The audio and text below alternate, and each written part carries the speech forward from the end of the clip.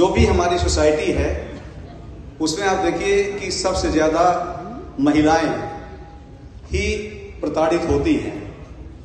और मुझे लगता है कि अब जब हम समानता की बात करते हैं, अभी मैं देख रहा था कि महिला दिवस में बहुत सारे आर्टिकल छपे थे, जिसमें एक आर्टिकल आया था कि उन सार्वजनिक जगहों में जहां पुरुष जा सकते हैं, अगर वहां महिलाएं नहीं जा पाती हैं तो फिर इक्वलिटी किस बात की होगी, उसे हम इक्वलिटी नहीं कहेंगे। मेरा मानना है कि ये भी सही है, लेकिन जो जहां पर है, इक्वलिटी का ये मतलब नहीं है कि हम एक दूसरे की जगह ले लेंगे। इक्वलिटी का मतलब ये है कि जो जिसका रोल है वहां पर वो अपने रिस्पेक्टेड रोल में रहे, सबका सम्मान हो, उसका उसी जगह पे सम्मान हो जिस जगह के लिए वो फिट बैठती है। अगर हम उसका उसी जगह सम्मान करते हैं, उसी जगह में उसे रिस्पेक्ट देते हैं, तो निश्चित रूप से यही बराबरी है। क्योंकि फिजिकल बराबरी ही बराबरी नहीं होती है। बराबरी वो है जहां पर हम एक दूसरे का सम्मान करते हैं, उसे अपनी जगह पर पूरा पूरा सम्मान देते हैं और उसकी बातों का सम्मान करते हैं, उसके कार्य का सम्मान करते हैं। कोई कार्य छोटा बड़ा नहीं होता है, सबकी अपनी महत्ता होती है और उन्हीं कार्यों से ये सारी चीजें चलती हैं। आप देखिए कि मैं पढ़ रहा था एक आर्टिकल में कि सबसे अच्छा मैनेजमेंट कौन करता है, तो उसमें बहुत सारे लोगों ने जवाब दिया, पर उसमें एक जवाब आया कि सबसे अच्छा मैनेजमेंट महिलाएं करती हैं।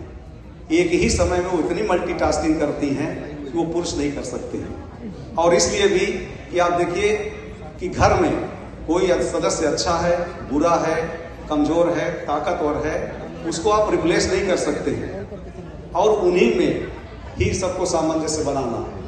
और जगहों पे तो आप शिकायत करेंगे कि ये काम ठीक नहीं कर रहा, इसे बदल दिया जाए, इसे बदल दिया जाए, लेकिन जब महिलाएं घर चलाती हैं तो उनके पास बदलने का ऑप्शन नहीं होता है, बल्कि उनको कोऑपरेट करके और उन्हीं के साथ एडजस्ट करके चलना होता है।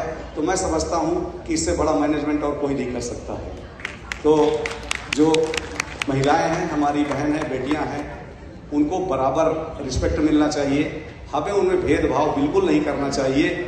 और बीइंग ए पुलिस अफसर मैंने ये देखा है कि मैं एक बहुत कड़वी बात कह रहा हूँ कि मेरे पास जब कई सारे केसेस आते हैं जिसमें ये होता है कि बेटे और बेटी की तुलना होती है, तो मैं एक सवाल जरूर करता हूँ और आपके सामने भी रख रहा हूँ, शायद उसका जवाब मिले। मैं पूछता हूँ कि देखिए, बेटा और बेटी में बेटी बहुत वफादार होती है, और देखिए यहाँ पर जितने शादीशुदा लोग हैं, मेरा ये मानना है कि देखिए, आप अपनी पत्नी के सामने आप अपने सास ससुर को कुछ बोल नहीं सकते। आप पति परमेश्वर हो, लेकिन आपने बोला तो आपका मुंह नुच जाएगा। और आपकी पत्नी आपके मुंह पे आपके पिता को 50 गाली देगी, माँ को 50 गाली देगी, और आप सांस नहीं ले सकते। तो आप देख लीजिए कि जहां पर जो उपस्थित है उसमें कौन ज्यादा वफादार है।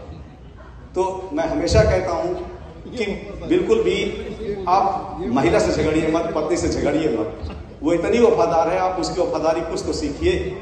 और भी झगड़ने का इसमें है ही नहीं है, हमें अपना अपना रोल समझने की बात है। अगर हमें अपना रोल समझ में आ जाए तो ये सारे झगड़े खत्म हो जाएं।